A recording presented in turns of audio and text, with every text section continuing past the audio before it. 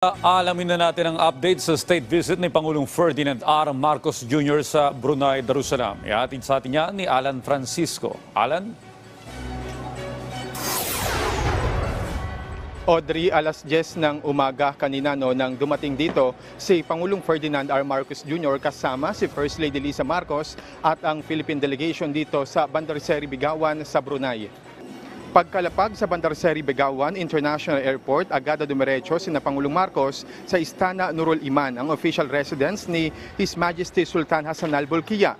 Ngayong araw, nagsimula ang 2 araw na state visit ni Pangulong Marcos dito. At kanina nga ay magiliw ang naging pagsalubong kina Pangulong Marcos ng Sultan ng Brunei. Sa unang araw ngayon ng Pangulo, makakapulong niya ang Sultan ng Brunei dito sa kanyang official residence. Matapos ito ay inaasang makikipagkita ang Pangulo sa Filipino community kung saan nasa 25,000 Filipinos ang naririto. Inaasang makakapulong din ni Pangulong Marcos ang business sector dito para itaguyod naman ang kalakalan at pamumuhunan sa pagitan ng Brunei at Pilipinas. Ang Brunei at Pilipinas ay kapwa-miyembro ng Asia-Pacific Economic Cooperation, Association of Southeast Asian Nations o ASEAN at ang Brunei Darussalam Indonesia, Malaysia, Philippines East ASEAN Growth Area. Ayon sa pamahalaan ng pagbisitang ito ng Pangulo ay patunay ng magandang relasyon ng dalawang bansa. Alinsunod ito sa commitment ni Pangulong Marcos para paunlarin ang ekonomiya at magbigay ng trabaho sa mga Pilipino na una nang sinabi ng Department of Foreign Affairs. Ang state visit na ito ni Pangulong Marcos ay bahagi ng 40 years ng bilateral relations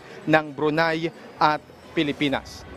Audrey, ang state visit na ito ni Pangulong Marcos ay kasunod nga na naging opisyal na pag-imbita ng Sultan ng Brunei.